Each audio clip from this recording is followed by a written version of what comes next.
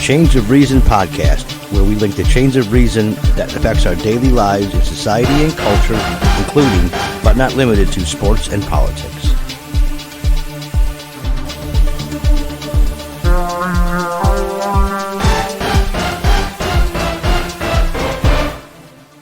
Welcome to the Chains of Reason podcast.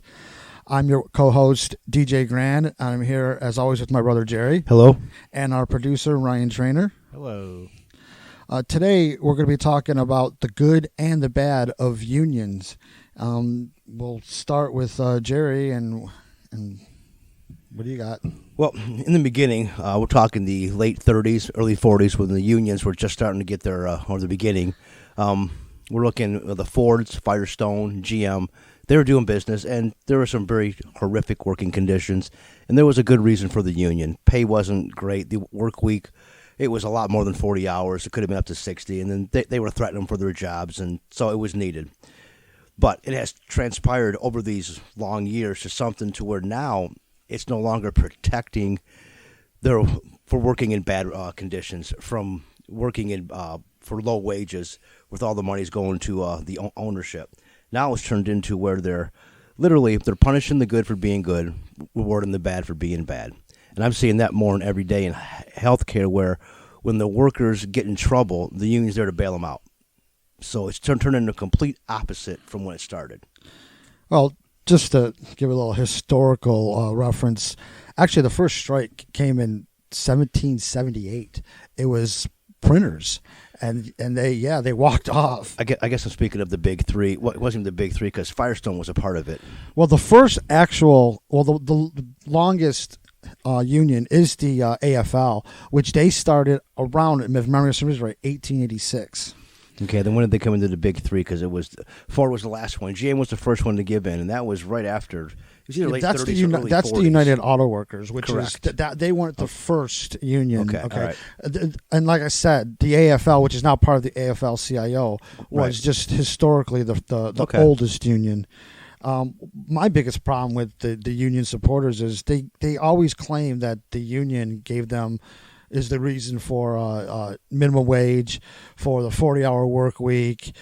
And that's not entirely true. Actually, it was the Fair Labor Standards Act that caused all of that. And that was a creation of the government. It wasn't the union. Now, the union may have had some influence on that, but the union didn't give us those things. Now, well, it's something they're taking credit for. Yes, exactly. Well, but right now, at least in healthcare, again, it's turned into where they're protecting the ones who are calling in sick, who don't do their job, who are abusing residents, not taking care of them to the standards that has been set. And they basically argue for them that they can't fire them with their grievances. And again, it's punishing the good for being good, because the ones that are good, they basically keep going. And with the contract raises, they're only 15 cents a year. The only one making money in this are the union representatives with union dues. I don't think that's exclusive to the healthcare industry. I guarantee you that happens in auto care too. I've heard stories of guys sleeping in the rafters, and then union stewards protecting them when they got caught. Okay, I've heard the stories too, but I can tell you I actually see it within the healthcare industry. So instead of hearing the story, I see it every day. So to where it's literally, when I began working in healthcare over 30 years ago, there was no union. But now it's turned into where they've got into the healthcare industry and service janitors, and many more. But the point is, again, they're not there for resident care. Care has gone down since they've come into the nursing homes, hospital care. It's not gone up. Because the union isn't there for care. The union's there for the workers. That's what I was saying. It's not about care whatsoever. The only ones making money are the union representatives, because the union dues. The actual employees are making less money. They're not getting what they think they're getting, which is the higher wages, because they're only getting a 15-cent raise, if they're lucky, every single year. Again, that's if they're lucky. It depends on what they're actually negotiating, but it isn't this dollar raise that they think the union's going to bring them. The union promises them when they do their whole campaign to get in there and get elected and to move in for negotiations. How long is the contract usually in the context of launch? It all depends. It could be 1, 2, 3 years, mostly 3 years. So they do in the contract that says they get raises for every 15 cents a year? Yep. Really? Okay. And again, they keep on paying. But again, I don't think it's about the raises. It's about protecting them when they call in sick, when they leave early, when they do something wrong.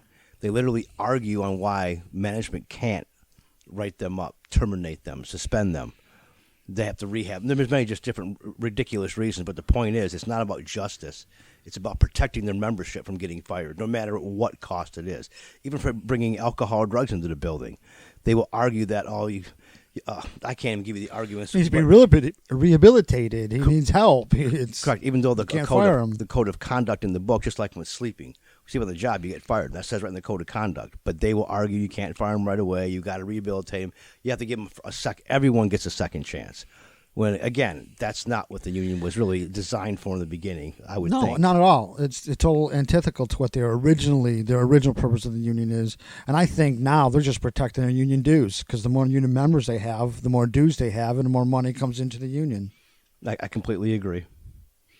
Now, but in with this in the healthcare industry, again, the ones that suffer are the residents, because the quality of care, it just has gone down just horrible to where now it could be downright. You've heard some bad stories on the news about bad health care. And that's literally, I'm going to tell you, those are union facilities.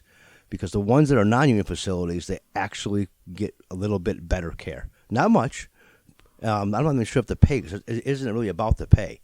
It's just the fact that the union is not there that gets in the way from them from calling in sick. Where they get 12 call-ins per year. Now think about that. 12 call-ins. At some point, what is 13 too much? And when you get that 13, when they get to the 13-month, well, no, it rolls off the next month. So they never get caught. You know what I'm saying? It's ridiculous. I agree. I've even had one where it was written in the contract where their sick days and personal days were the same. And they got 12 of them. But they had to give a 3-day notice before taking those. And it was clear, sick day and personal days. How are you supposed to know when you're sick? That's the exact same thing that they would say.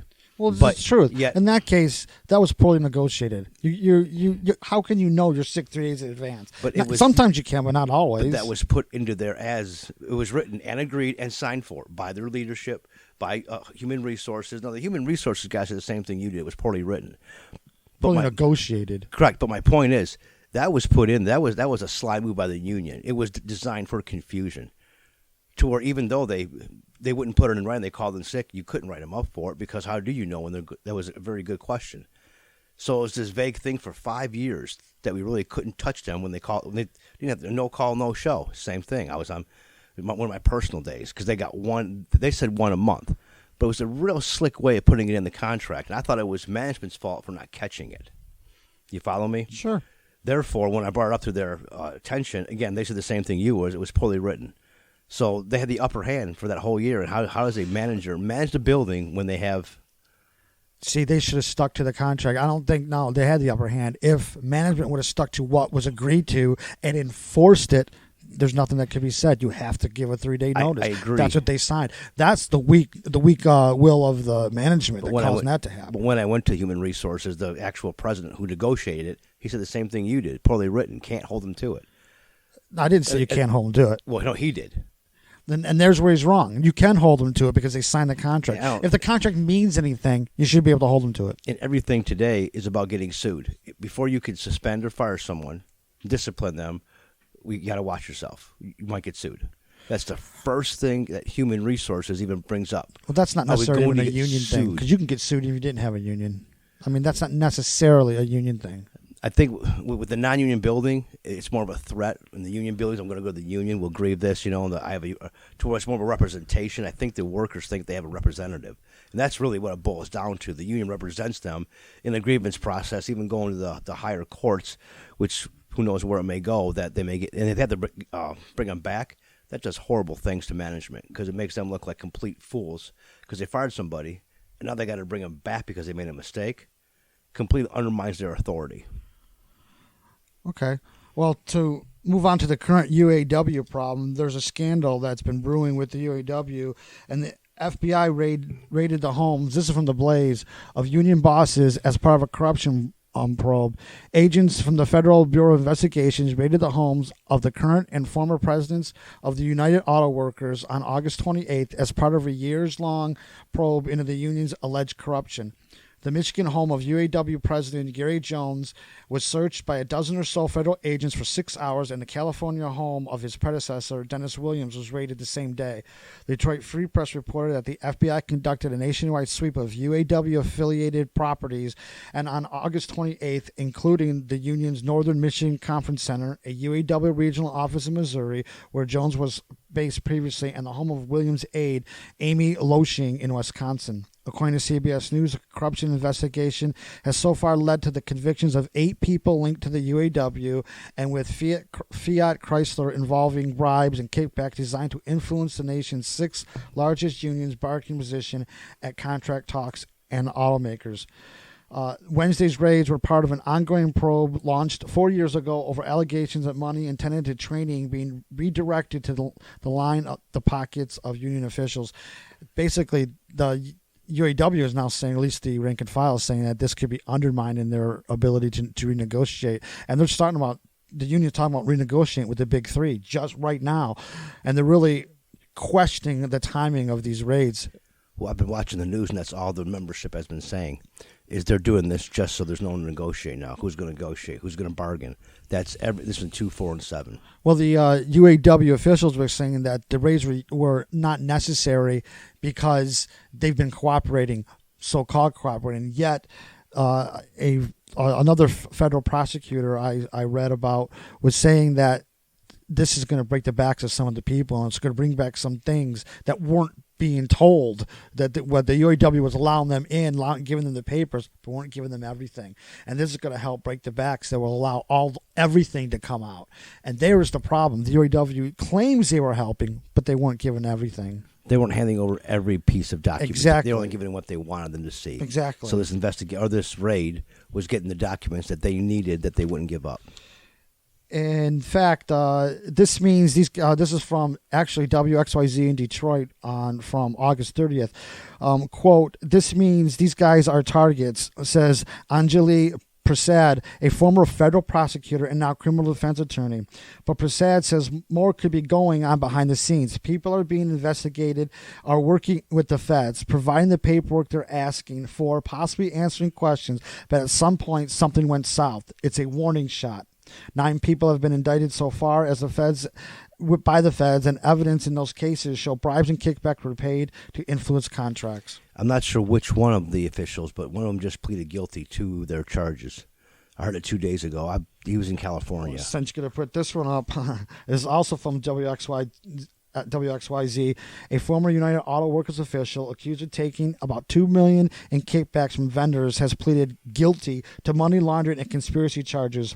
Mike Grimes of Fort Myers, Florida, entered the pleas Wednesday in a Detroit federal court, and he's facing roughly 4 years or more in prison. Grimes worked at the UAW General Motors Training Center and was an administrative assistant to a UAW Vice President, Cindy Estrada. He's the 9th person convicted in the investigation of corruption, especially at Detroit Training Center, jointly run by the UAW and Fiat Chrysler. I think that's just the beginning, too, now. Well, that's number 9, so it's in the middle of it. Point is, there's corruption, serious corruption in the UAW. That these guys are supposed to be for their workers. They're for themselves. Well, absolutely, but they've got their members so, I don't know how you put it, brainwashed, that they literally think they are doing no wrong, and that this is a government conspiracy, so they cannot do their next contract, which they've already started the negotiation with Ford. So they're already saying now, again, who's going to bargain for them. So the rank and file is still protecting these guys as if they didn't do it. Well, I heard they're starting with GM, but that doesn't matter. They opened with Ford this year. I really think I just read that they're starting with GM. It doesn't matter though. That's not the point. It doesn't matter who they negotiate with. The union is going to protect their workers because they're protecting their due paying members, and they want those dues. That's what matters. Well, they got some very dedicated, loyal members because they're not basically seeing how they're screwing them. They're just basically saying, "Go ahead, keep doing it."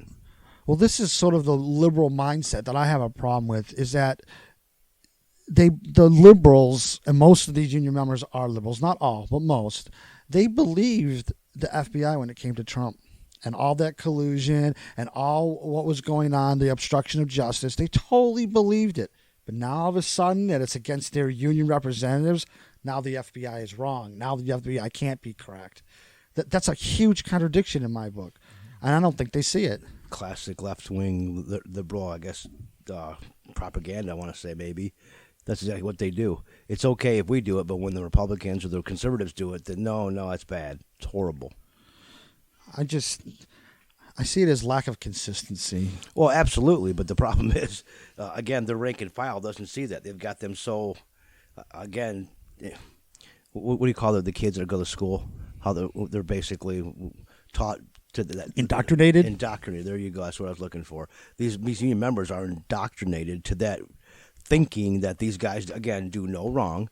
And once they say, we weren't stealing your funds, even though this guy just pleaded guilty, they're still saying he didn't know. He was forced to say, I'm forced to give up that plea by the FBI. Being what you just said, the FBI is crooked.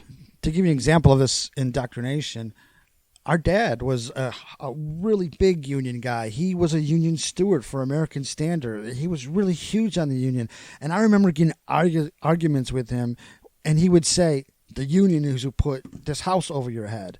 And I would say, no, Dad, you did it. You worked, not the union. But he still was adamant that it was the union that did it. So that indoctrination even went into our own family. No, I remember those discussions quite well, as if they were yesterday. And yeah, it was just that he was proud. He was one of the brotherhood. He would fight for his brothers. I remember when they went on strike a couple times, and Dad actually sacrificed because it was the union. Whatever the union said was right. They do have that like brother and sister mentality. That's like, what you call each other like in it, so it's even like words like that. You're like, that's kind of weird. Well, you're absolutely right. And one of the philosophical problems I have with, look at the UAW and the symbol. You notice it, that it's the outside of the symbol is a bunch of men or stick figures hand in hand going all the way around the symbol. That's collectivism. That's not individualism. And yet what they fail to recognize is that in order to be a collective, it's made up of individuals. But they totally don't recognize the individual. The individual doesn't matter to them. What matters is the collective. And it's right there on their symbol. Yeah. They do not want them to understand that they are the individual. They want them to think collectively. Yeah. Groupthink. And they want to vote collectively, too. And I really don't like the current state where the union's talking about taking voting days off so that the rank and file can go vote. Why do you think they do that? They want to vote left. They're in Get their more direction. voters. Yeah. They want to vote which way, though? Left. Democrats. Because the union is a democratic institution, believe it or not. They want more Democratic votes. And to make it easier on them, give them the day off so they can go vote. Well, Biden and President Obama admitted they were in bed with the unions, especially when they got elected in 2008, I believe. I'm going to bring up Richard Trumka, but I think he's the president of the SEIU right now, and he bragged about having weekly, if not daily, access to the president. And he met with President Obama more than the president met with his cabinet members. The top union official. That should tell you something, how much the union was in bed with the Obama administration. No, that's what's in the nursing homes and hospitals is SEIU. Yeah, because service. That's what the S stands for. So Service Employees International. Yes. So, and I just see it as corruption. And anytime they complain when the liberals will complain when business or corporations is in bed with the government, but they have no problem whatsoever when the union is in bed with the government. I mean, they'll call corporations doing it fascism. Or what would you call it then when the union is in bed with the government? It's a lot of people. It's once again, it's a huge philosophical contradiction I have with the union. Are you ready to move on to the? Absolutely, go ahead. In doing my little research for this podcast, I came up with a load. I mean, it was like 6 pagefuls of when I did the what do you call the Google search, except I didn't use Google, and it was like 6 pages of violence perpetrated by the history of violence by the union. I got an article. Well, we'll just go over the top 6 of them. And since it was Labor Day, it's called The Lid, and the name of the article is The History of Union Violence. It's in their DNA, something special for Labor Day. Union leader demagoguery is not unusual. The history of the labor movement is littered with extremists who have used violence to get their way. At the beginning of the movement, the violence was outer-directed towards the government, management, or the police who were using violence themselves to destroy the labor movement. As the movement matured and violence became directed inward, targeting towards keeping the rank and file in line, going after replacement workers, or sabotaging a particular company under siege. Most recently, however, union thuggery violence has become a political weapon, attacking members of the public who may disagree with the progressive socialist politics championed by union management. So here's number 6, the Haymarket Square incident, May 1886. McCormick Harvesting Machine Company in Chicago began a strike in hope of gaining an 8-hour workday. 2 days later, on May 3rd, police were used to protect strikebreakers and a scuffle broke out. One person was killed, several others injured. On Tuesday, May 4th, a mass meeting of workers was called to protest the police actions of the previous day. Responding from pressure from businessmen, 600 police reserves were called into duty that night in West Chicago, Harrison, and Central stations near the site of the protest. An extra 100 officers were added, and less than half to block from the Haymarket Square. The rally began at 8:30 p.m. and the crowd was calm and wet from the rain. Chicago Mayor Harrison rode by on his horse a short time later and was satisfied that the protest was peaceful. He ordered the police inspector to send the reserve officers home. The police inspector refused, and 2 hours later he ordered his men to disperse the crowd. The speakers were approached by Police Captain William Ward, who commanded the meeting to end in the name of the people of Illinois. Just then, a pipe bomb was thrown from a vestibule at Randolph and DePlain streets. The bomb exploded in the middle of a column of police. One officer was killed instantly. 6 others were mortally wounded. The remaining officers quickly recovered and began shooting wildly into the fleeing crowds of laborers. The shooting continued for more than 5 minutes. The person responsible for that bombing was never caught. So there's violence number 1. Number 2, or actually we're going to count down. This would be number 5. 1905 assassination of former Idaho Governor Frank Stoenberg. Due to strong support of the state's union membership, Stoenberg, a Democrat and a populist, was elected as the first non-Republican governor of Idaho in 1896. He was reelected in 1898. Terms were for 2 years then. The governor was seen as very strong supporter of labor, particularly within the mining industry. Fearful that Stoenberg's government would not provide them with the support if the workers strike, the mining owners increased wages for workers, well, except one, the Bunker Hill Mining Company. In 1899, the Western Federation of Miners launched an organizing drive at the Bunker Hill Mining Company. Mine Superintendent Albert Birch declaring that the company would rather shut down and remain closed for 20 years than to recognize a union. Next, he fired 17 suspected union members. He followed up by demanding that all union men collect their back pay and quit. In other words, he declared war. On April 29, 1899, 250 striking union miners seized a train in Burke, Idaho, and drove it to the site of the mill for the Bunker Hill mine. There, the union miners set off 3,000 pounds of dynamite, destroying the mill.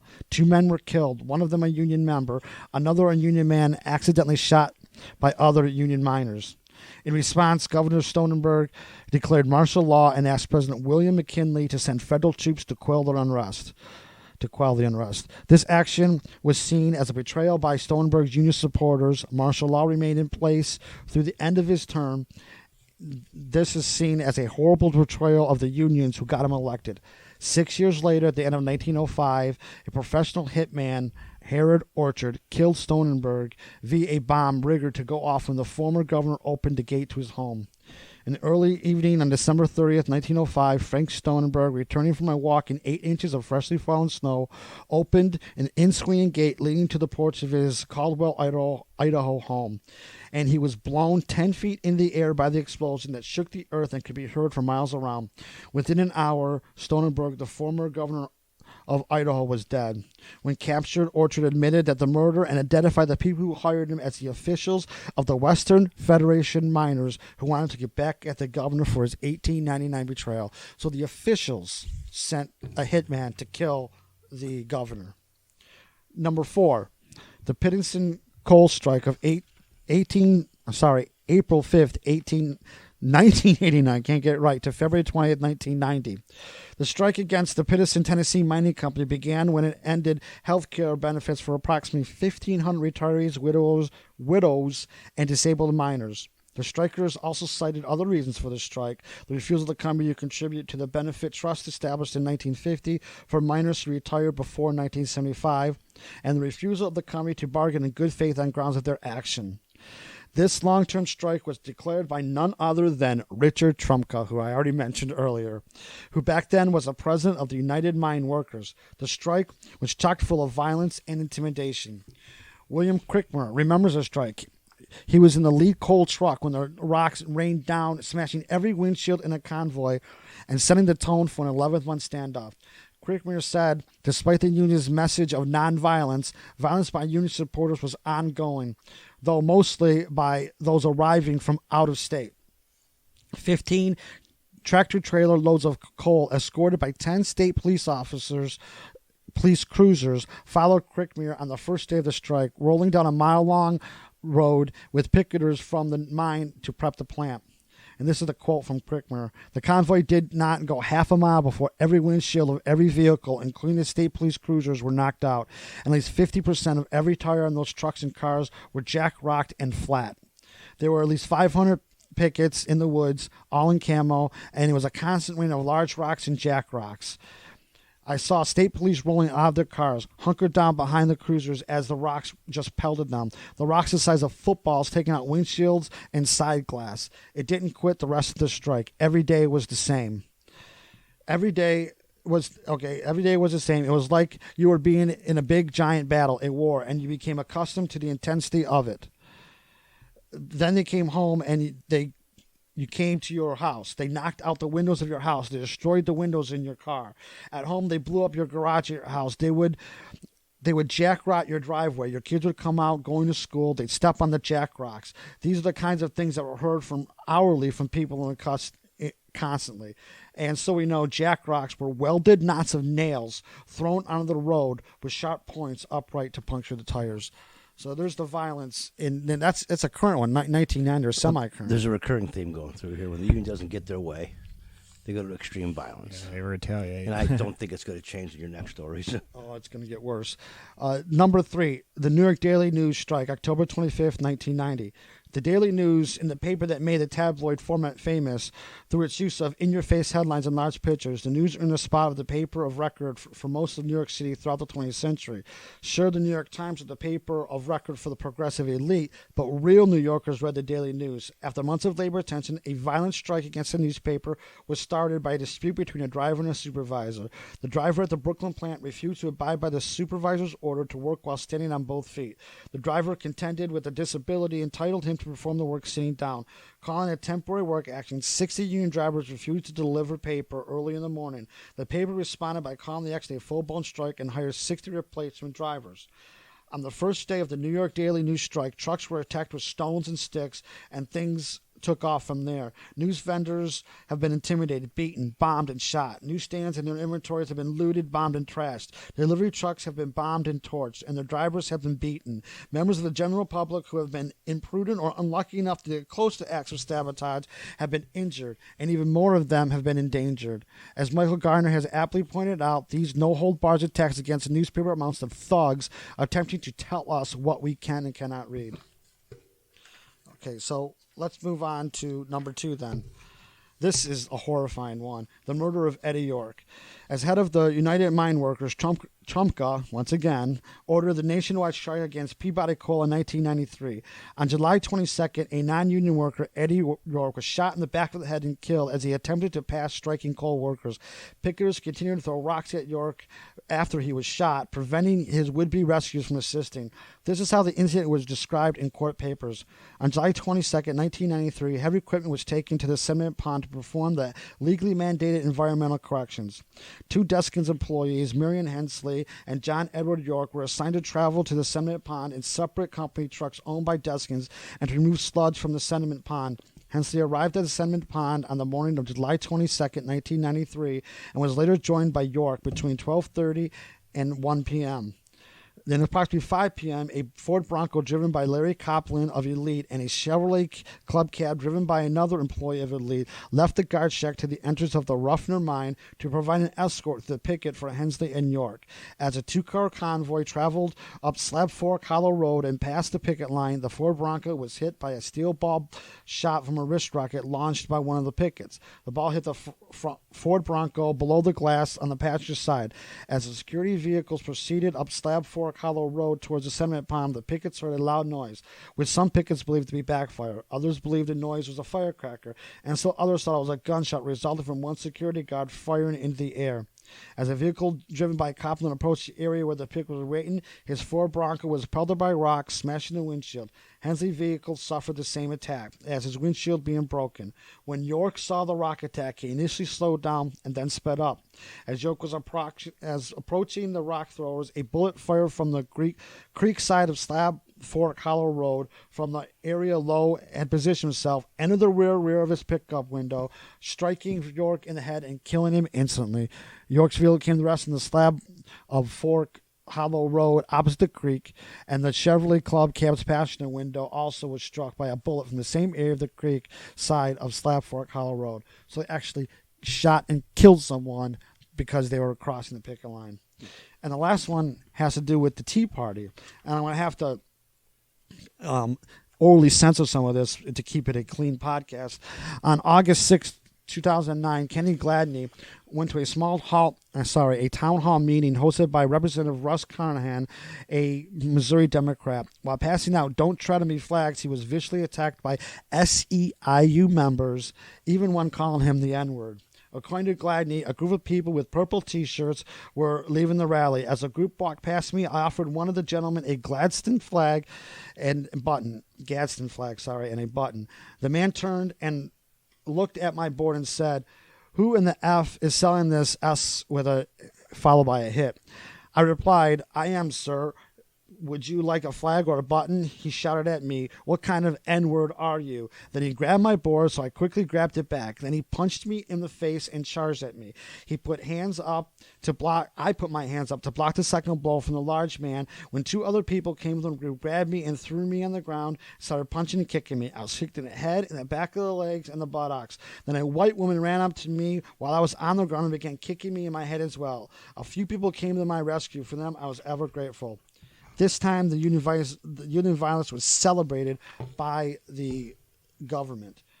Now, just in conclusion, why does violence continue? One reason is that the union violence is rarely prosecuted. The National Institute of Labor Relations collected press clippings reporting 8,799 separate incidents of union violence occurring between 1975 and 2011. Only 1,963 arrests were made, and of those incidents, only 250 reports of the convictions were found. Using the strategy that Richard Trumka initiated at Pittston, many of the perpetrators of the violence were shipped in from out of state. And learning from the attack on Tea Partiers, many of the attacks were directed toward members of the public whose only involvement is to disagree with the politics of the union leaders. Making matters worse, in many cases, the violence is condoned by progressive politicians. That's just a tiny, tiny example. And there is so much more. You can look this up yourself of the violence that is inherent in the union movement. Because they don't get their way. Well, they think the end justifies the means. We're back to pragmatism again. Whatever it takes, by any means necessary, to get their agenda across is what they'll do. So do we have anything else to say about the union before we close this up? No. All right, then. Just pay your dues. Thank you so much for listening to the Chains of Reason podcast. You can look us up at our new website, the chainsofreasonpodcast.com. And you can also email us, please do, at the chainsofreasonpodcast at yahoo.com. I'd like to leave you the question how can anyone be enlightened when truth is, after all, so poorly lit?